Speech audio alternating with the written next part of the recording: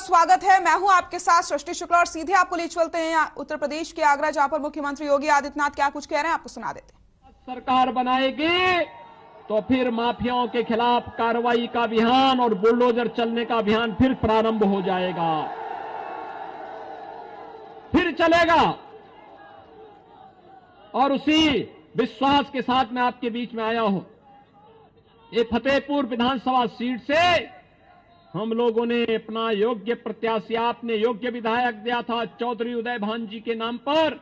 प्रदेश सरकार ने उन्हें मंत्री बना करके यहां की सेवा और प्रदेश की सेवा के लिए लगाया था।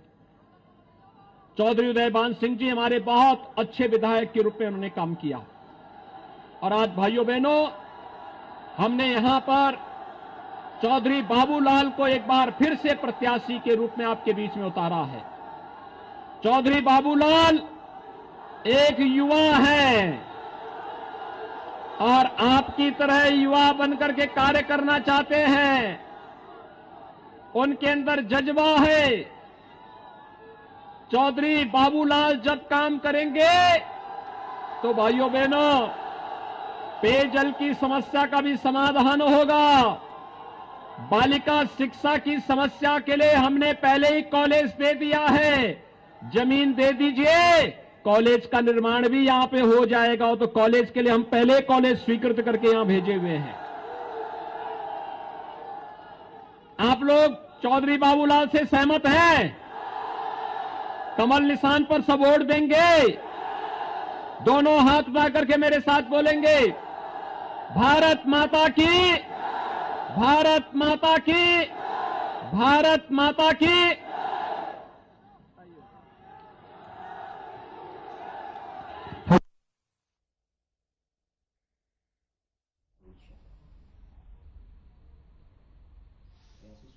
तो आगरा की तस्वीरें आपको हम दिखा रहे हैं, जहां पर मुख्यमंत्री योगी आदित्यनाथ इस समय मौजूद हैं।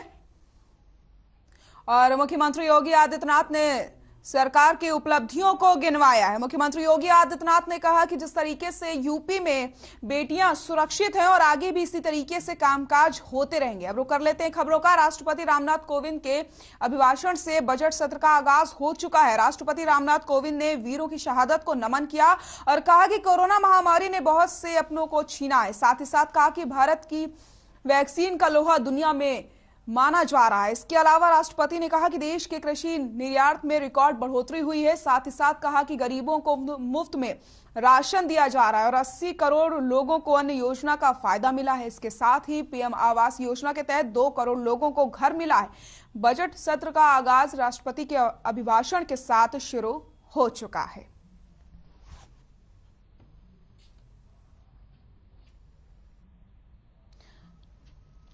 तो राष्ट्रपति रामनाथ कोविंद के अभिभाषण से बजट सत्र का आगाज हो चुका है। राष्ट्रपति रामनाथ कोविंद ने वीरों की शहादत को नमन किया और कहा कि कोरोना महामारी ने बहुत से अपनों को छीना है। साथ ही साथ भारत की वैक्सीन का लोहा दुनिया में माना जा रहा है। इसके अलावा राष्ट्रपति ने कहा कि देश की कृषि निर्यात में रिकॉर्ड बढ़ोतरी हुई है। साथ ही साथ उन्होंने कहा कि गरीबों को मुफ्त में राशन दिया जा रहा है और 80 करोड़ लोगों को अन्न योजना का फायदा मिला है। तो आपको बताते चले, 80 करोड़ लोगों को अन्न का फायदा मिला है, अन्न योजना का।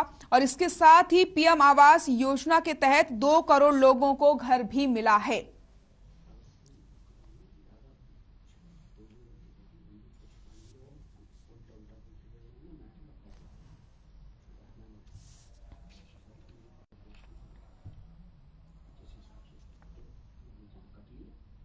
आज से बजट सत्र का आगाज हुआ। वहीं बजट सत्र से पहले पीएम मोदी ने अपने संबोधन में कहा कि उम्मीद है कि बजट सत्र में खुले मन से चर्चा होगी। सभी सांसदों का बजट सत्र में स्वागत है। वहीं पीएम मोदी ने कहा कि भारत को लेकर के दुनिया का भरोसा बढ़ा है। साथ ही साथ कहा कि बार चुनाव से संसद के सत्र प्रभावित होते हैं। बजट सत्र से पहले पीएम नरेंद्र मोदी ने क्या कुछ कहा है, सुनाते हैं आपको।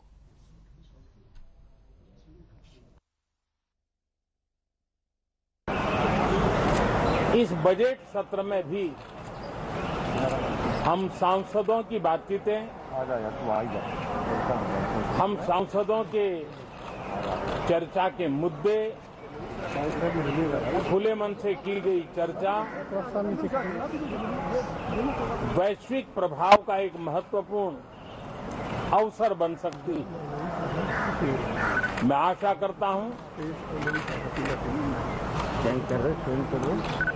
कि सभी आदरणीय सांसद, सभी राजनीतिक दल खुले मन से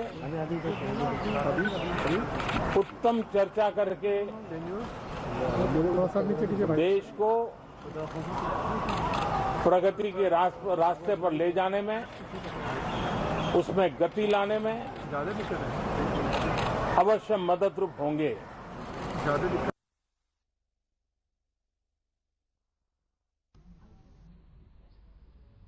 देश में कोरोना का कहर लगातार जारी है, जिसके चलते देश में पिछले 24 घंटे में कोरोना के 2.09 लाख केस सामने आए हैं। वहीं आपको बताते चले 959 लोगों की कोरोना के चलते मौत भी हुई है और 2,62,628 लोगों ने पिछले 24 घंटे में कोरोना को मात दे दी है। फिलहाल देश में कोरोना के 18,31,268 केस एक्टिव हैं और अब तक 4,95,000 से ज्यादा लोगों ने कोरोना को मात दे दी है। तो वहीं आपको कुछ बड़ी बातें भी बता देते हैं, जहां पर देश में कोरोना का कहर लगातार जारी है। पिछले 24 घंटे में 2.09 लाख केस सामने आए, 959 लोगों की मौत हुई है कोरोना से और 2,62,628 लोग ठीक भी हो चुके हैं। तो रिकवरी रेट की अगर हम बात करें तो रिकवरी रेट लगातार बढ़ता चला जा रहा है। वहीं आपको बताते चले देश में 18,31,000 से ज्यादा केस एक्टिव बताए जा रहे हैं।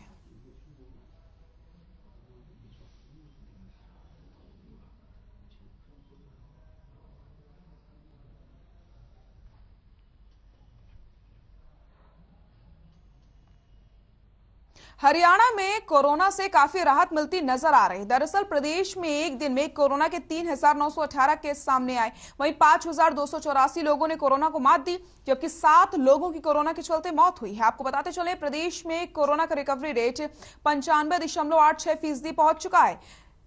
अब आपको कुछ बड़ी बातें बता देते हैं कोरोना से जुड़ी हुई। आपको बताते चले गुरुग्राम में 1,267 लोग कोरोना पॉजिटिव पाए गए हैं।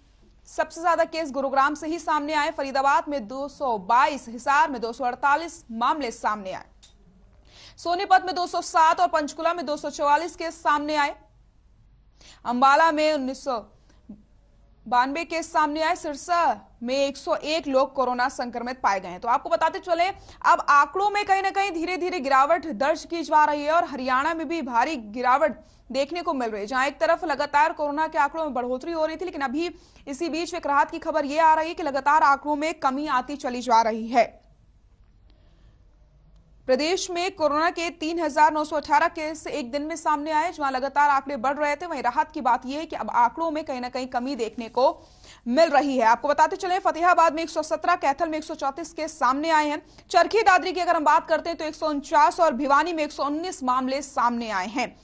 अंबाला में 192 केस सामने आए। सिरसा में 101 लोग कोरोना संक्रमित पाए गए हैं।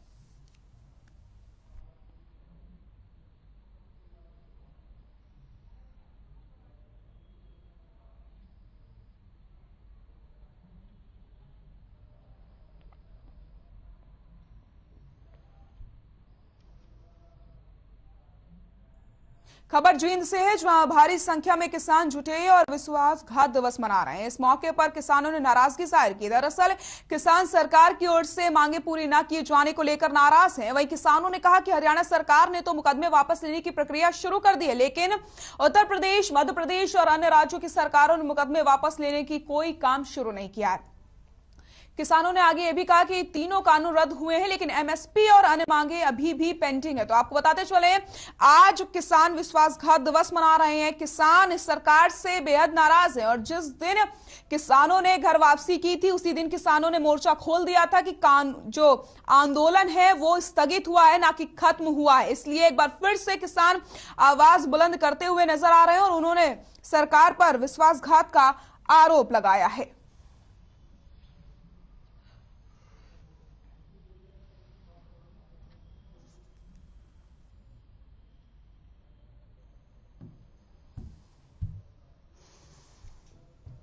खबर भिवानी से है, जहां श्रम एवं रोजगार मंत्री अनूप धानक कष्ट निवारण समिति की मीटिंग में भिवानी पहुंचे। वहीं मीटिंग में कुल 16 शिकायतें थीं। शिकायत नंबर 6 से शुरुआत की गई। शिकायत में शराब और सीवर की समस्या रखी गई है। तो आपको बताते चले, श्रम एवं रोजगार मंत्री अनूप धानक कष्ट निवारण समिति की मीटिंग में पहुंचे भिवानी में। आपको बताते चले, मीटिंग लेते समय 16 शिकायतें सामने आई, जहां पर शिकायत नंबर 6 से शुरुआत की गई और शिकायत में शराब और सीवर की समस्या को भी रखा गया है। भिवानी पहुंचे मंत्री अनूप धानक कष्ट निवारण समिति की मीटिंग में उन्होंने हिस्सा लिया और मीटिंग में 16 शिकायतें रखी गई थी।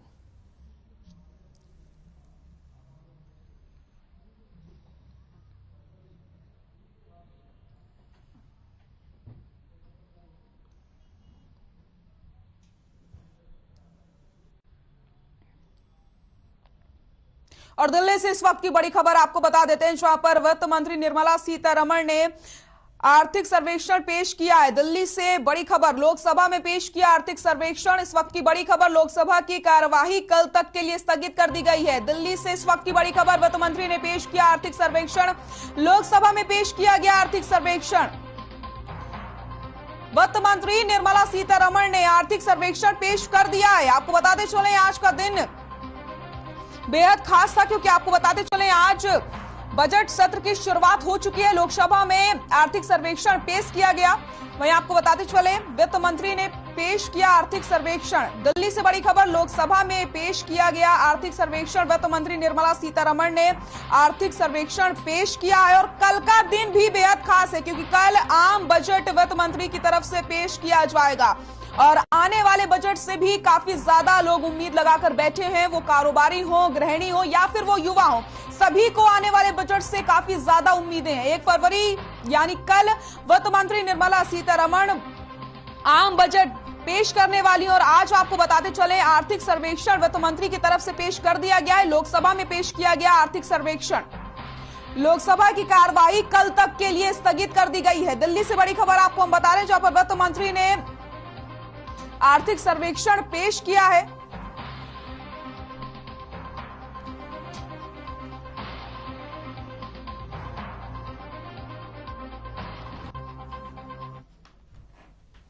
और पंजाब से इस वक्त की बड़ी खबर आपको बता देते हैं, जहां पर विक्रम सिंह मजीठिया को एक बड़ी राहत मिली है। पंजाब से बड़ी खबर हम बता रहे हैं आपको। पंजाब से इस वक्त की बड़ी खबर, सुप्रीम कोर्ट ने 23 फरवरी तक की जमानत दे दी है। ड्रग्स केस में आरोपी है विक्रम सिंह मजीठिया। विक्रम सिंह मजीठिया को एक बड़ी राहत। पंजाब से बड़ी खबर, सुप्रीम कोर्ट ने 23 फरवरी तक जमानत दे दी है।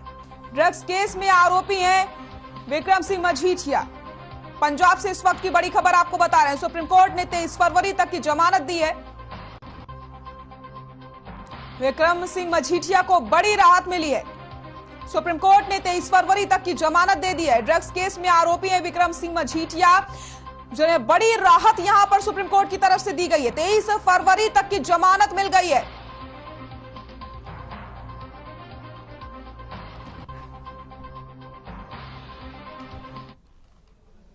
बड़ी खबर में वक्त हो चला एक छोटे से ब्रेक का, जल्द हाजिर होते हैं।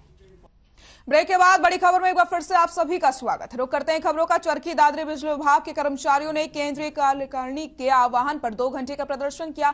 वहीं 22 फरवरी को हरियाणा स्टेट इक्वालिटी की ओर से हड़ताल के समर्थन में 2 घंटे का प्रदर्शन किया गया जाएगा। आपको बताते चले, अगला प्रदर्शन 8 फरवरी को किया जाएगा। कर्मचारी नेता विक्रम सांगवान ने बताया कि हमारी लंबित मांगे पुरानी पेंशन बहाली, ऑनलाइन ट्रांसफर का बंद करना आदि अन्य मांगे हैं और जब तक हमारी मांगे नहीं मानी जाती तब तक इसी तरीके से प्रदर्शन जारी रहेगा और केंद्रीय कार्यकारिणी जो भी दिशा निर्देश देगी उनका पालन किया जाएगा। इस दौरान कर्मचारियों ने सरकार और प्रशासन के खिलाफ जमकर नारेबाजी की है।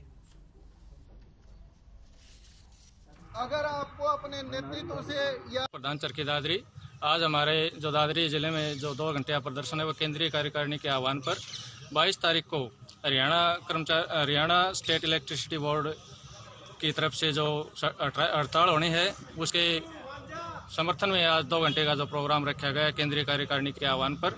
हम उसी कड़ी में आगे बढ़ रहे हैं। इससे अगला कार्यक्रम 8 तारीख को सर्कल स्तर पर होना है और इसी तरह आगे से चलता रहेगा। अगर हमारी मांगे नहीं मानी गई तो जो केंद्रीय परिषद का जो हमारे आह्वान होगा हम उस पर फूल मालाएं चढ़ाएंगे और आगे कार्य जो नीति होगी उसको आगे बढ़ाएंगे। हमारी लंबित मांगे हैं काफ़ी।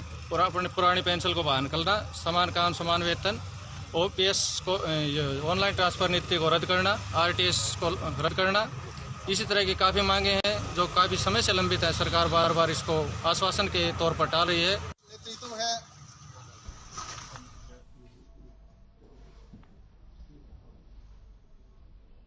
झज्जर में सरकार ने 1 फरवरी से 10वीं से 12वीं की कक्षाएं को खोलने के निर्देश जारी किए। आपको बताते चले, सरकार ने 15 से 18 वर्ष तक के बच्चों की वैक्सीनेशन होने के बाद स्कूलों को खोलने के आदेश जारी किए। पिछले दिनों स्कूलों में ही कोरोना महामारी से बचाव के लिए वैक्सीनेशन कैंप लगाए गए थे और जो अभी तक निरंतर जारी है। जिन बच्चों को वैक्सीनेशन के दोनों डोज लग चुके हैं उनको स्कूल में आने की अनुमति होगी। वहीं स्कूल प्रबंधन ने बताया कि स्कूल को सैनिटाइज करा दिया गया है और सरकार की गाइडलाइंस के अनुसार स्कूल को खोला जाएगा।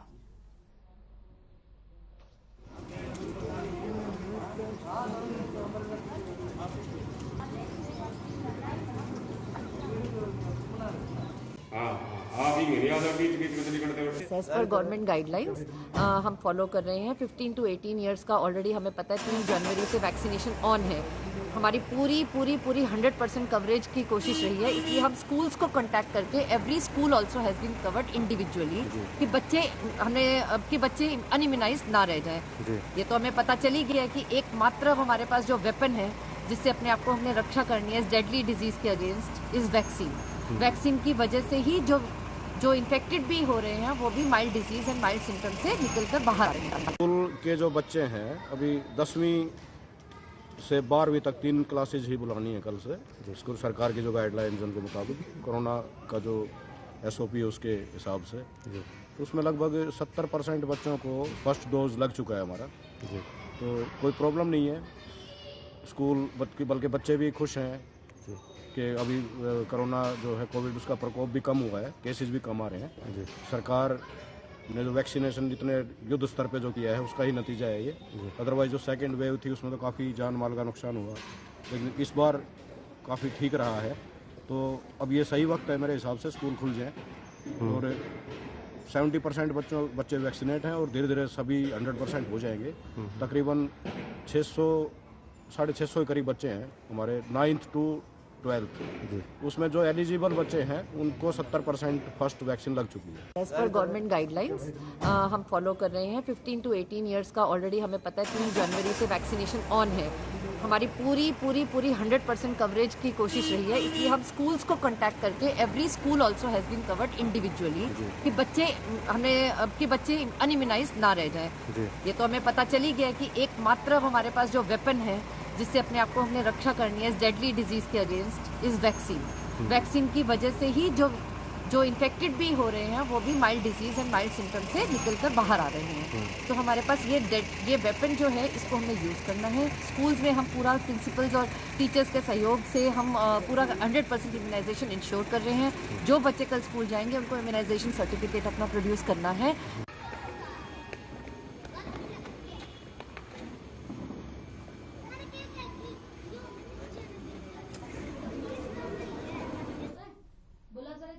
अंबाला में एक बार फिर से बेअदबी का मामला सामने आया जब एक हिंदू महिला ने गलती से बाइबल को जला दिया, जिस पर ईसाई धर्म के लोगों ने रोष जताया और एक शिकायत थाना सदर अंबाला कैंट में दे दी, जिस पर दोनों पक्ष इकट्ठा हुए और दोनों की गलत फहमियां दूर हो गई। आपको बताते चले जिसके चलते दोनों समाजों ने भाईचारा बनाए रखने की बात कही। थाना सदर अंबाला कैंट SHO नरेश कुमार ने दोनों की गलत फहमियां दूर करके मामले को शांत कराने की बात कही।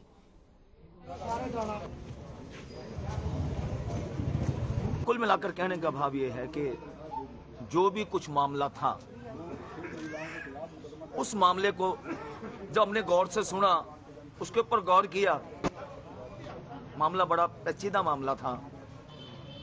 लेकिन बाइबल में एक बात लिखी हुई है कि क्षमा करो तो तुम्हें भी क्षमा किया जाएगा।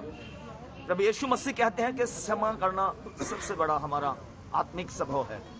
यदि मैं एक पास्टर हूं, यदि ये स्वभाव मेरे अंदर नहीं है तो फिर प्रभु यीशु मसीह के वचन के अनुसार मैं भी नहीं हूं। देखिए, ये मामला इतना तूल पकड़ चुका था कुछ लोग चाहते थे, कुछ लोग ऐसे थे भी जो कहते थे अभी ये करना अभी, लेकिन मैं बहुत देर पहले थाने में आकर बैठा, सबसे पहले नहीं आया और मौजूद लोगों के साथ बातचीत की, दोनों फरीकों के साथ बातचीत की गई तो उसका एक हल निकला कि भी नेक्स्ट टाइम ऐसा नहीं होगा। देखिए, कल 2 कंप्लेंट आई थी थाना में दोनों पक्षों की तरफ से, ईसाई समाज और हमारे हिंदू समाज, दोनों समाजों की तरफ से एप्लीकेशन आई थी। तो उस एप्लीकेशन पे जो कानूनी कार्रवाई होनी थी उसके संबंध में इकट्ठे हुए थे। तो इकट्ठे होने से इन दोनों की आपस में गलतफहमी दूर हुई है, जो गिले शिकवे और गलतफहमी थी, मिसअंडरस्टैंडिंग सी, वो दोनों की दूर हो गई और पूर्ण रूप से इन्होंने भाईचारा बनाए रखने का भरोसा दिया और लिखत में जो गलतफहमी थी वो दूर हो गई और अब इन्होंने लिख के दिया कि हम कभी कंप्लेंटों पर कोई कार्रवाई नहीं करेंगे।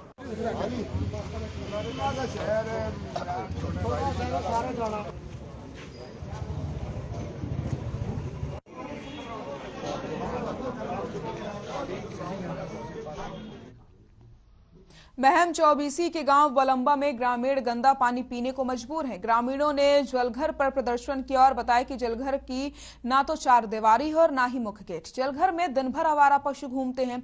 चार दीवारी टूटने के कारण बाहर कल गंदा पानी जलघर के टैंकों में घुस जाता है। वहीं ग्रामीणों ने बताया कि सप्लाई लाइन भी जगह जगह लीकेज है, जिसकी वजह से गलियों का गंदा पानी सप्लाई में आता है। और इसके अलावा ग्रामीणों ने बताया कि पिछले साल राज्यसभा सांसद रामचंद्र जांगड़ा ने गांव को गोद लिया था और गांव के जलघर को लाखों रुपए की सहायता से सुधार करने की बात कही थी, लेकिन हालात जस के तस बने हुए हैं। जलघर के फिल्टर भी पूरी तरीके से खराब हो चुके हैं, सीधा गंदा पानी सप्लाई हो रहा है। ग्रामीणों ने प्रशासन और शासन से जलघर की सफाई करवा करके ग्रामीणों को साफ सुथरा पानी देने की गुहार लगाई है। गांव में पानी की बहुत बड़ी समस्या है। फिलहाल खराब पानी पीने विवश हैं गांव के लोग, इससे बीमारी फैलती है और फिलहाल बहुत बीमारी फैली हुई है। धन्यवाद। तो सफाई की व्यवस्था कीजिए। सफाई का तो बुरा हाल है, सफाई तो है ही नहीं डिग्गी में बिल्कुल भी, आवारा पशु घूमते हैं।